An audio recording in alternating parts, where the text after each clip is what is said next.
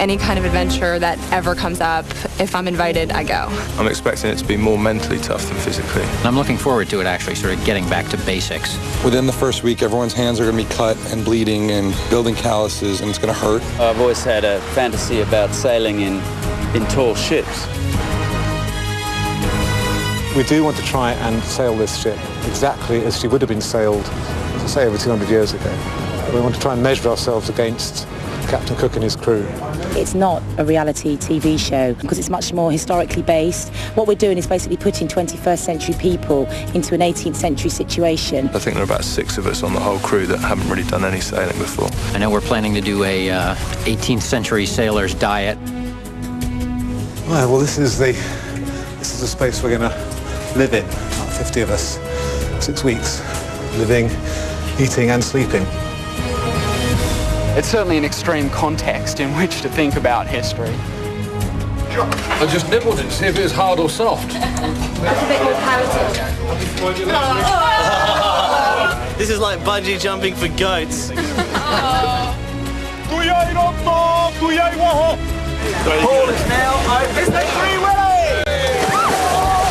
What's wrong with this picture?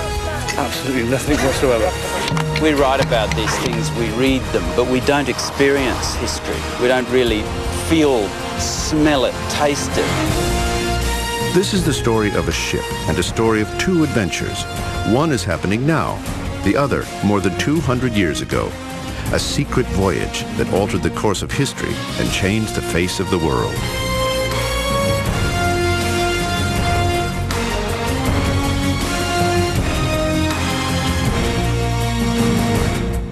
The Endeavour is now 11 days into a 6-week adventure. Her navigational and sailing abilities have been tested by the sharp coral of the Great Barrier Reef. Stand by to worship! Her crew tested by the 18th century living conditions. That's a biscuit. The 40 volunteers aboard are starting to learn the ropes. 2, 6! 2, 6! At least some of the 18 miles of ropes. The ship is an exact replica of the 18th century Endeavour, in which the great explorer and navigator Captain James Cook discovered the east coast of Australia in 1770. The 21st century Endeavour is now some 200 miles into her journey following Cook's exact route, up the Barrier Reef and aiming eventually for Jakarta in Indonesia, a journey of over 3,500 miles. Chris, a documentary filmmaker, is recording the adventure as the journey unfolds. A few days into the trip, Shane, one of the New Zealand volunteers, began feeling a mysterious pain. It's gotten steadily worse. Claire, the ship's doctor, suspects Shane has a life-threatening blood clot on his lung. She needs 21st century technology to get urgent advice. My differential diagnosis was of either a pneumothorax or a PE. I wondered if you could give me your advice. Did you hear that information? And this medical emergency was happening at the same time the ship was trying to break out of the treacherous Great Barrier Reef into the South Pacific. Coming out of 215, true. Just as Captain Cook did over 200 years ago. Sure, so you'd go for PE rather than pneumothorax. Okay, thanks very much for your help, I appreciate it. No, stop on that. Okay, bye-bye. You must think I'm completely mad. We don't put in chest drain, it's the bottom line, which is good, that's reassuring, but he needs off. Shane is clearly very ill. Somehow he must get to a hospital, but now the Endeavour is many miles out to sea, past the Great Barrier Reef. The next scheduled stop, Pajinka, at the very tip of Australia, is about 4 days away, but Shane can't wait that long. I feel really stoned. Good. While a morphine drip holds back the intense pain in his chest, an SOS has been put out. Luckily, the signal was picked up by a diving resort on Lizard Island, back inside the Great Barrier Reef. One of their boats is on the way. Well, Shane's going off on the dive boat. They're going to take him to Lizard Island, and I think the flying doctors are planning to scramble out to collect him. They'll take him down to Cairns Base Hospital, and at Cairns Base they'll probably give him a chest x-ray and see what's going on with him. Right away, Yada! All on board watch in concern as Shane leaves the ship, especially Mickey, who's become a close friend of the affable New Zealander. Well, that's my wingman gone now, isn't it? So I'm on my own now, sort of thing. He was good. We used to bounce off each other quite a lot.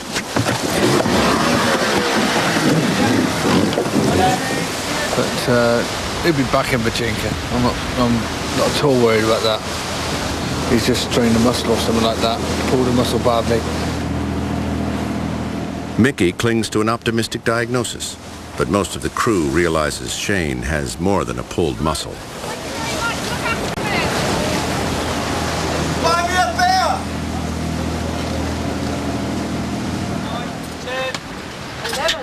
8 hours later, just before breakfast, the volunteers are called to muster. Chris, the captain, has news of Shane. Shane is now in Cairns Hospital. Basically, what he has is a blood clot on his lung, probably caused by the flight out, and he will not be rejoining us. So, on your behalf, I'd like to thank Claire very much for getting all that, diagnosing correctly, and all the rest of it. Well done, Claire. It was very good. Well, that was very good. The feeling that he has thrombosis is you could feel a kind of shiver run through the boat because we thought he'd done his neck in, but it's not this harrowing boat with all of its difficulties, all of its rigging and things that can hurt you, the strain that puts on your muscles and back, but it's this absurd cigar-shaped thing of tin flying through the air that's done it to him because he's a big man and there's not enough room to move on these flights. So in a way, our 18th century boat is a safer place to be. Sidney Parkinson, the botanical artist aboard the Endeavour, drew the only existing eyewitness illustrations of the ship. These sketches, along with the original Admiralty plans of the Endeavour, were used to design the replica. The 21st century Endeavour re-enters the Great Barrier Reef, not far from where Cook did. Cook's escape from the reef had saved his ship and crew, but James Cook's mission was to chart the coast and explore new lands. So he headed straight back through the reef that had nearly sunk him. Re-entering the reef would be even more dangerous than Cook had anticipated. The ship was carried surprisingly fast towards the roaring and vast foaming breakers. All the dangers we had escaped were little in comparison to being thrown upon this reef, where the ship must be dashed to pieces in a moment. The large waves of the vast ocean meeting with so sudden a resistance to make a most terrible surf, breaking mountains high. We were in the very jaws of destruction. Yet in this truly terrible situation, not one man ceased to do his utmost with as much calmness as if no danger had been near.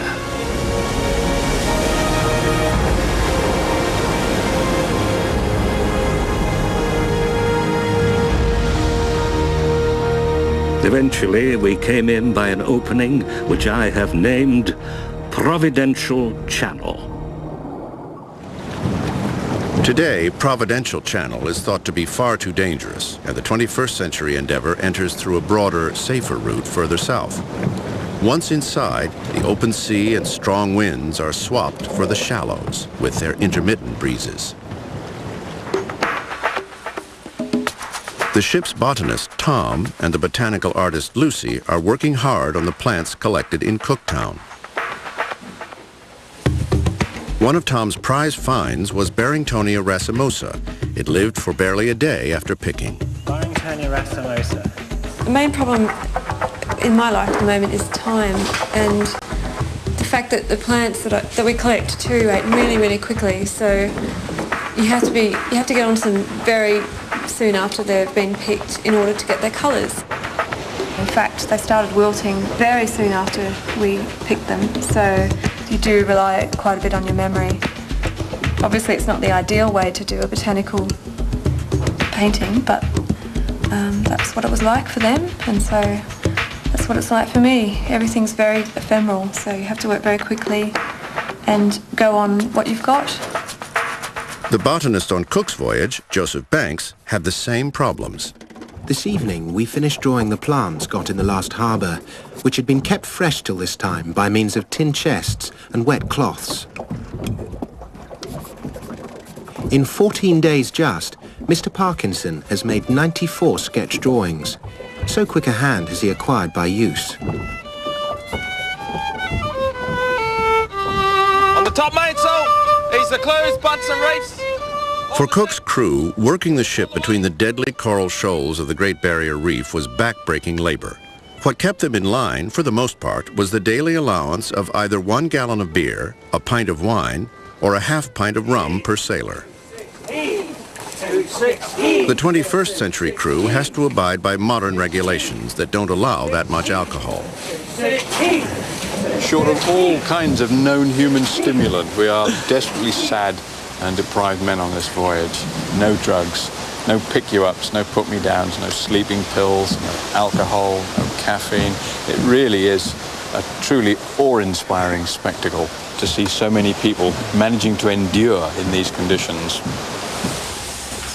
But other pleasures are possible. You got 15 minutes to go for a swim. Let's go. The pool is now open. There's no sharks!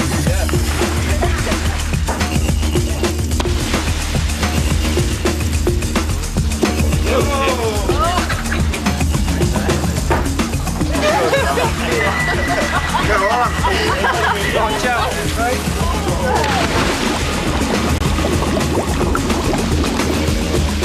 But this is not something that would have happened on Cook's ship.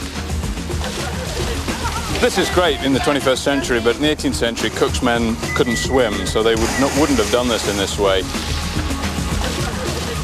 Sailors are very superstitious creatures, and from almost the beginning of recorded history, we know that sailors deliberately didn't swim.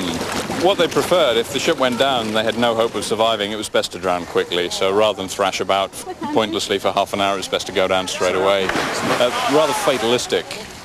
No sense of hope for the future. Ship went down, it was all over, finished. It's so much fun!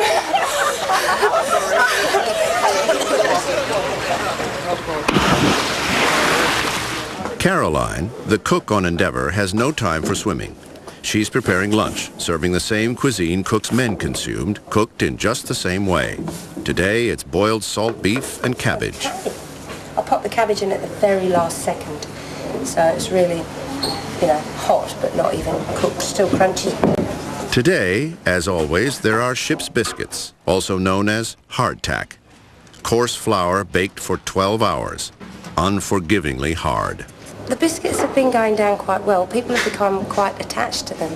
They're still very hard. People are working out all these different techniques to break them. Knocking them on the corner of the tables. There you go.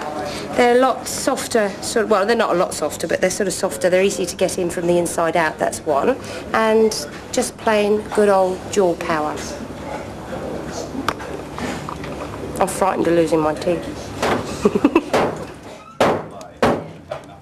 On this ship, again because of 21st century regulations, the only smoking allowed is from the oven chimney. Tobacco, unlike on Cook's ship, is completely banned, everywhere on the ship.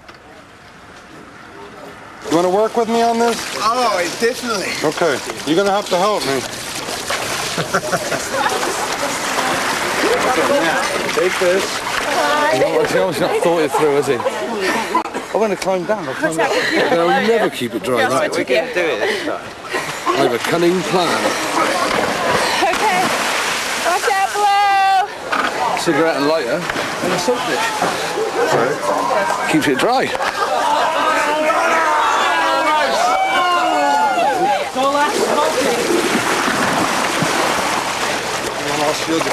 You guys are exploding. Here we go. Free Willy!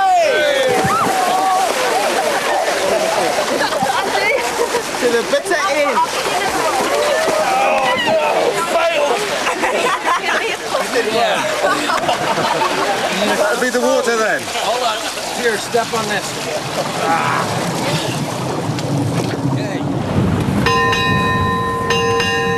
Everyone down to lunch. Go, go, get. Hurry. You don't know what you're missing.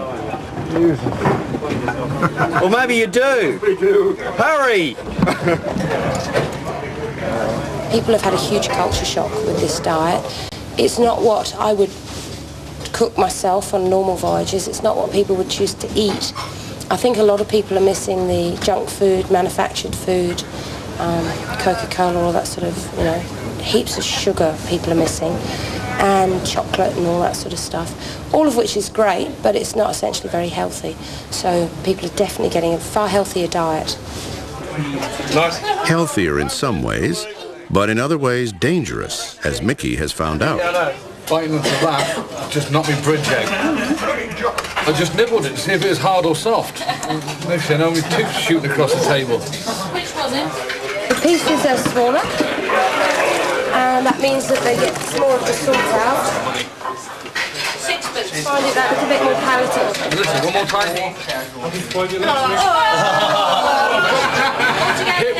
It's a hit with the ladies every time. Grog, a half pint of rum diluted with a quarter of water, was standard issue to the original Endeavour's crew, both at noon and at 6 p.m. The rum was 94 proof at full strength. In recreating the Endeavour, the ship's builders used traditional tools and, wherever possible, the same types of material used in the original. Large iron bolts fastened the joints of wood together, and large wooden nails secured the planks.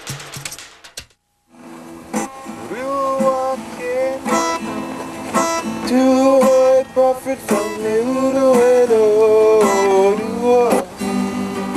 do again,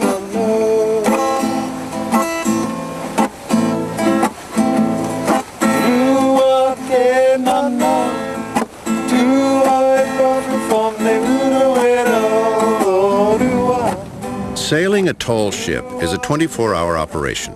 Right now, the crew must furl the mainsails in case strong winds blow up during the night and blow the ship onto the reefs. Whoa, this is swinging around, guys. Alex, an Australian historian, is now clinging to a yard arm 130 feet above a rolling ocean.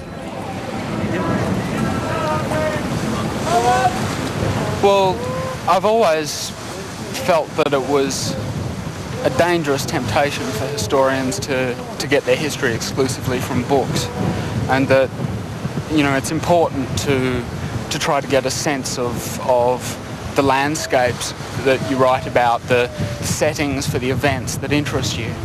And coming here to a place like this to think about history is an extraordinary experience. I mean, even though obviously what we go through is in some ways very different from what Cook and his men went through. The dangers we face are different, our expectations are different. Nonetheless, it's hard not to feel in some sense that you have a better understanding of the dynamics of their world. And in that sense, it's a very rich experience. It's certainly an extreme context in which to think about history. Yes, better explain to my wife, who's probably watching this, what I'm doing in a dimly lit room. A woman putting on rubber gloves. It's your worst nightmare, and it's happening now. Right, let's have a look at the situation and see what I can see and see what I can't see. While Claire improvises some onboard dentistry, at the other end of the ship, Lucy is working into the night too. And Tom is busy pressing plants to conserve the ones that Lucy has managed to draw. My orchid is starting to wilt. Flowers are starting to drop off, so I figure I've got no time really but to attempt to draw at night, and so I'm seeing what I can manage to get done by candlelight, which is what Parkinson would have done. I feel like I'm doing something quite different here. Nice and wide.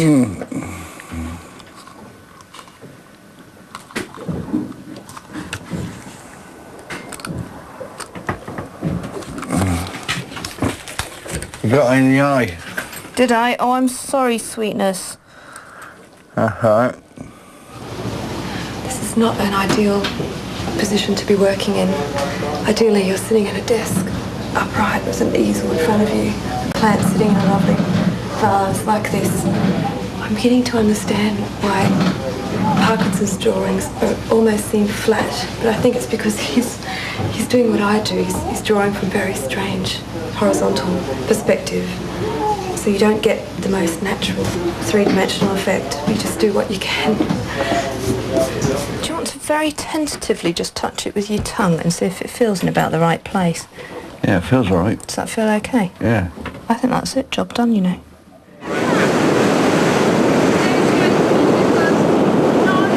girls? Yep. Right, how's the clue looking? How's the clue looking? Oh yeah, oh yeah, yeah. Shoo-be-doo-be-doo-ba-ba-doo-ba-doo.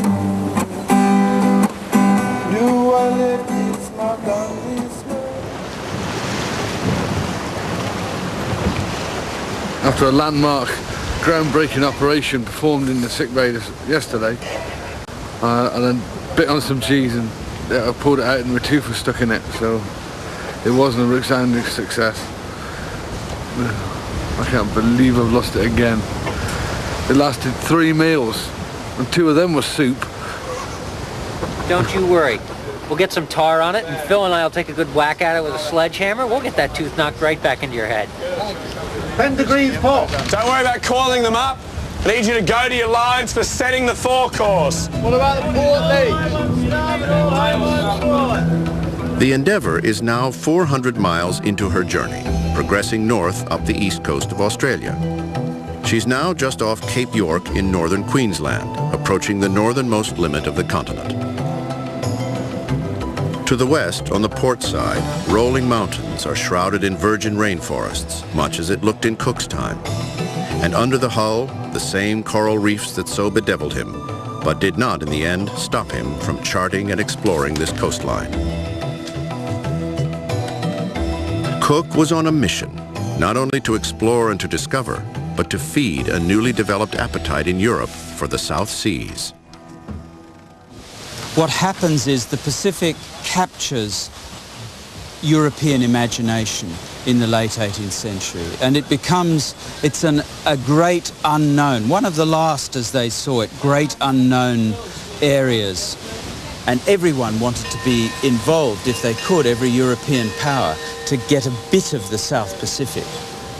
It engages the greatest artists of the day, it engages political theorists, philosophers, naturalists, all manner of people. It becomes a matter of popular culture. There are plays, there are paintings, there are pictures, not least of which, of course, are Cook's journals, which become one of the great publishing phenomenon of the late 18th century.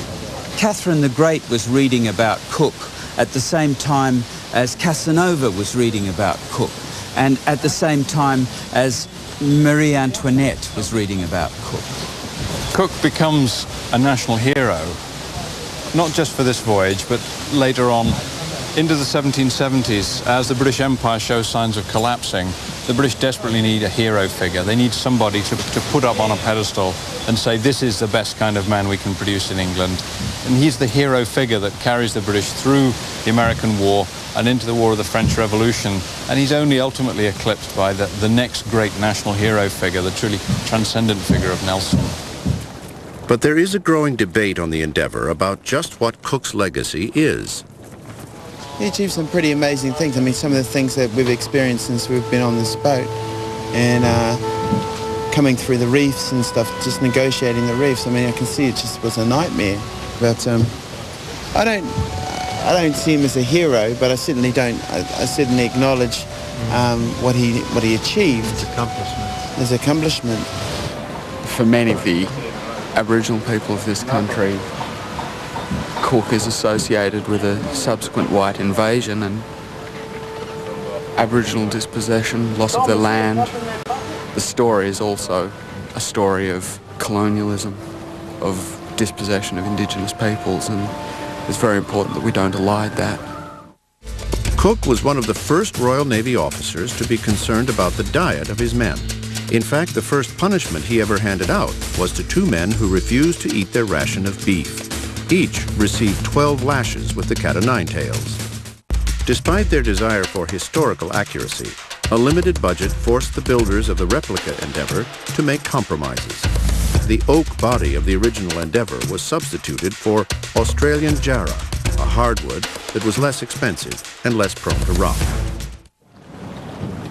The Endeavour's route along the north coast of Australia, like Cook's route, passes many deserted tropical islands, places where Cook would have come ashore to forage for food and fresh water. The 21st century crew does the same. Supper tonight will be around a campfire on the beach, and because it's ashore, there will be a rare treat: beer. The crew heads ashore in the pinnace, or longboat. At least, that's the idea. It's an idea that really wasn't worth trying. You see, we grounded way out there. This beach is very shallow, and there's a lot of coral bombs here which come right up close to the surface. Yeah. But it's still good to be here. Yeah. Beautiful spot. Yeah. Yeah, stunning. Deserted island? Our own deserted island. Yeah. We can run the flag up and claim, but no, we can't. That belongs to somebody else. See you in a bit. This is way too much work for a cold beer. Oh, I'll sell my starboard testicle for a beer.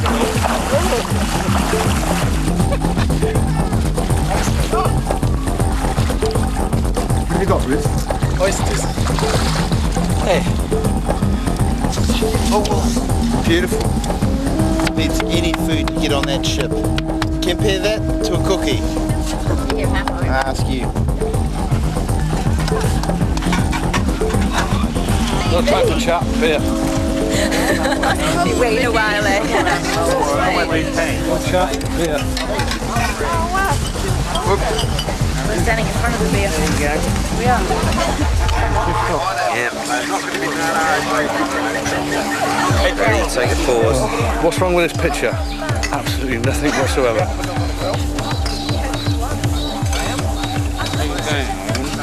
Oh, lunch.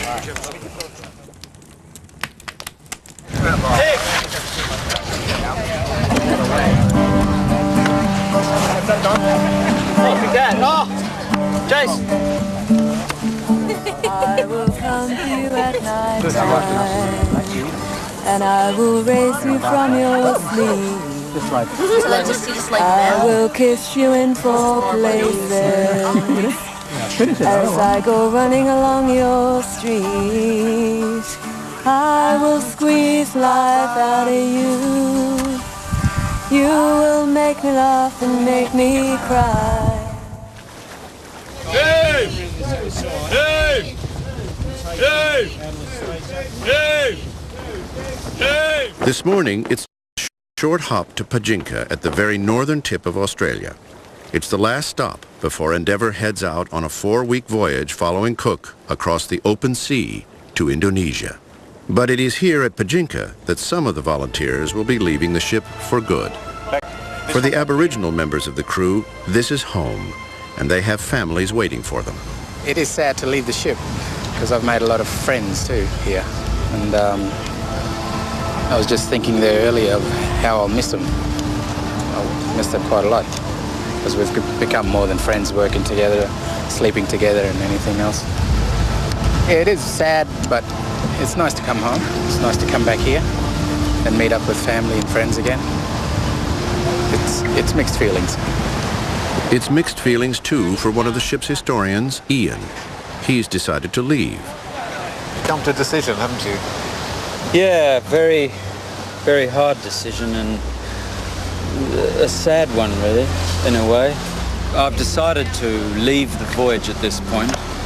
I'm sad about it. I'm feeling quite sort of distressed at leaving before the voyage is completed.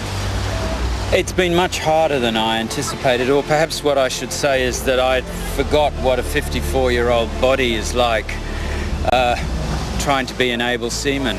I have a bad back, and I'm finding myself really quite helpless.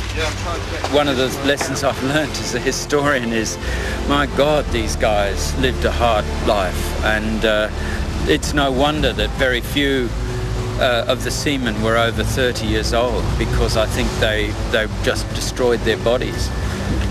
I leave regretfully, but with a feeling that something's been accomplished and that the rest of the leg is well in hand. They're very good historians on board, and I'm sure in that sense I won't be needed.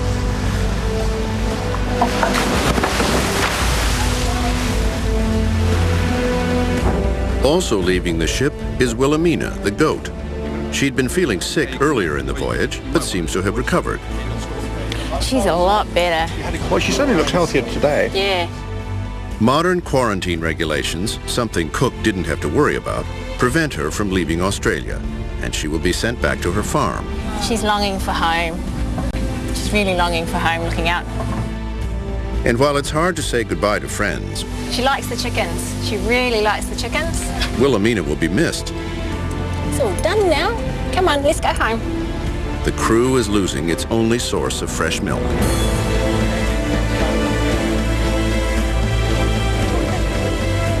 Okay, hurry it up now, guys. Nice and quick. This is like bungee jumping for goats. Lower the goat.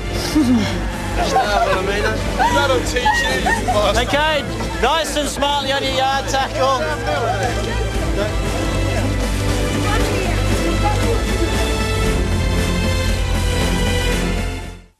14 years after Endeavour's return to England, Joseph Banks, the ship's principal botanist, recommended that Botany Bay, Australia become a penal colony. The first fleet of prisoners arrived in 1788, marking the beginning of European settlement in Australia. It would become home to over 160,000 British convicts. Fitting the replica Endeavour's planks around the carcass of the ship was a complicated procedure involving steaming timbers to make them malleable. Once steamed, the timbers had to be fitted into place within 10 minutes or they would lose their flexibility. As the crew comes ashore in Pajinka, they are met by a group of Aboriginal children with a traditional song of welcome.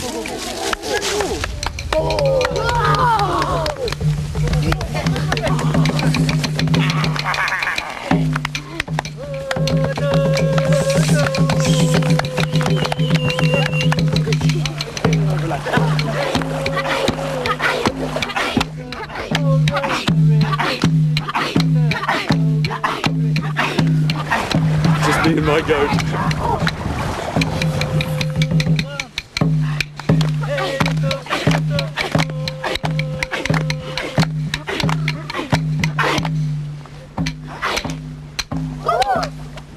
Maori crew members Mariao and Curtis respond to the Aborigine dance with one of their native Maori dances, the haka.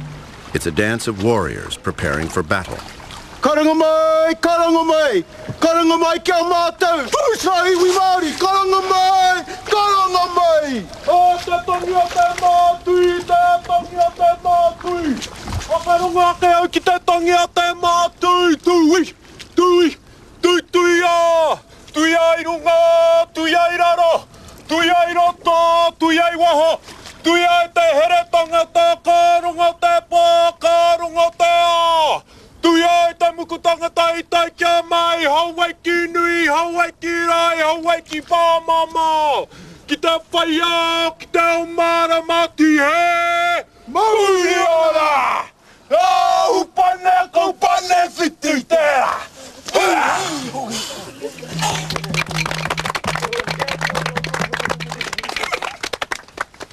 The haka, wow, really, that's the first time I've seen it up close and personal. So yeah, it was really good, really a spectacle. It's like a meeting the two nations for the first time sort of thing, and we really went for it.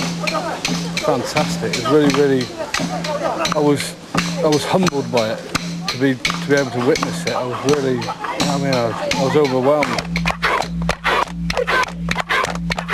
As the dancing continues on the beach, the historians and navigators climb to the top of a nearby island. The very island that Cook climbed on the 21st of August, 1770. He needed a high point in order to see what lay before him to the north. This would determine the route he would now have to take in order to return home. Did the land carry on and link up to New Guinea, as many maps in circulation at the time suggested? Or did it give way to sea, as some suspected? It was sea. Cook realized that he had at last reached the tip of this continent and that it was not joined to New Guinea. What he saw here was what was not there. I mean, people had proposed there was something there, and he said, well, there isn't. I know we've been doing this for a couple of weeks, and we've been on the boat and on the ship, and we've been on shore and discussed some of these things and looked at some of these things. But nevertheless, to stand here and think, well, after this, you know, you really know that Australia has come to an end if you're Captain Cook, and you can actually get home that way rather than have to go all the way back that way. It's, it must be quite a moment. More importantly, though, as this was now clearly the northernmost limit of land, Cook knew this was his last chance to claim possession for the Crown, as the Admiralty had instructed him to do.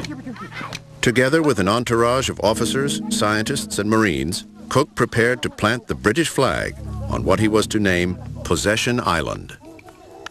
But Cook had been given strict guidelines about claiming land for the Crown. The natives are the natural and, in the strictest sense of the word, the legal possessors of the regions they inhabit.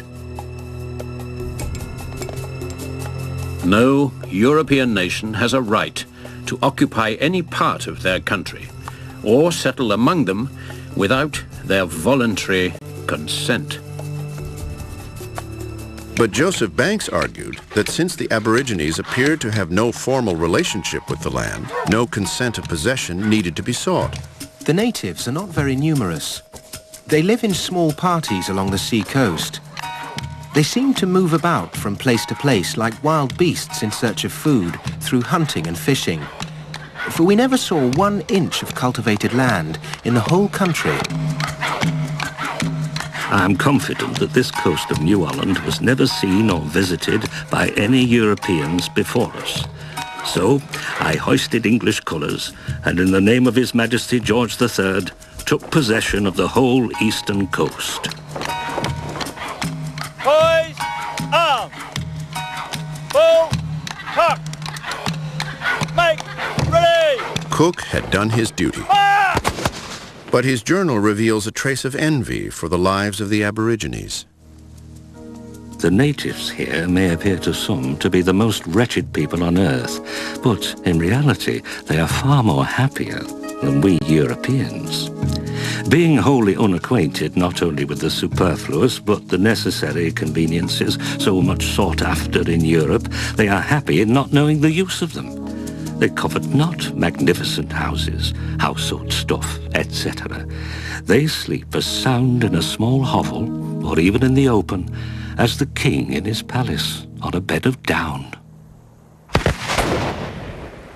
Port arm. It gives me a very strange sensation being here.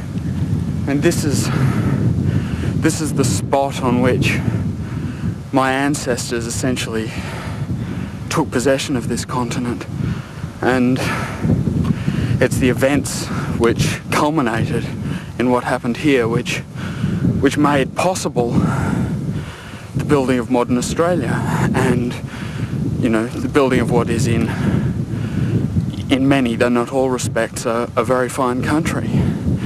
But that country's been built on a primal and enduring wrong. And so to be here and to have, I guess, what's really the dilemma of modern Australia crystallised in this way is quite moving. It feels strange.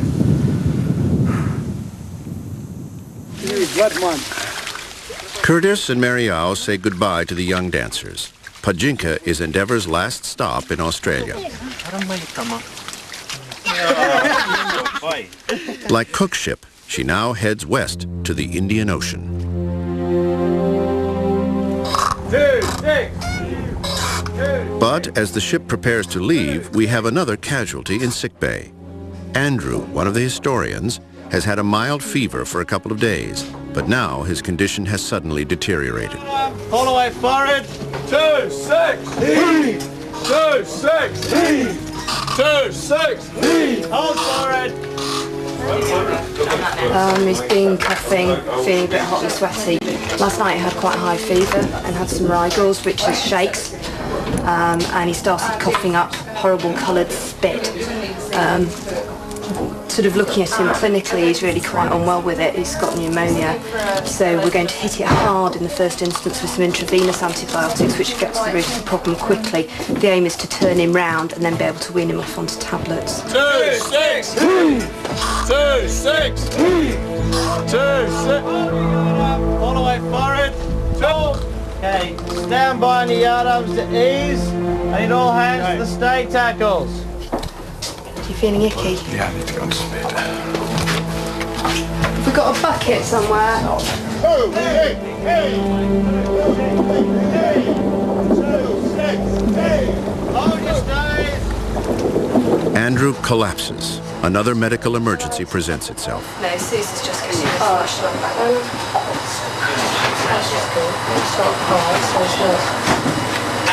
It was quite high before. I've just spoken to the captain.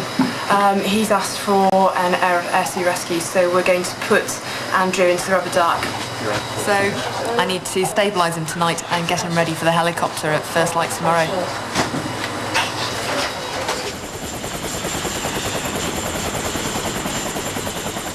I'm very sorry to get off the ship. It's been a tremendous time. Just couldn't breathe last night. I was so short of oxygen, I just couldn't wake up. So I just needed some good professional care and dose of tablets, a few drips, and on the way.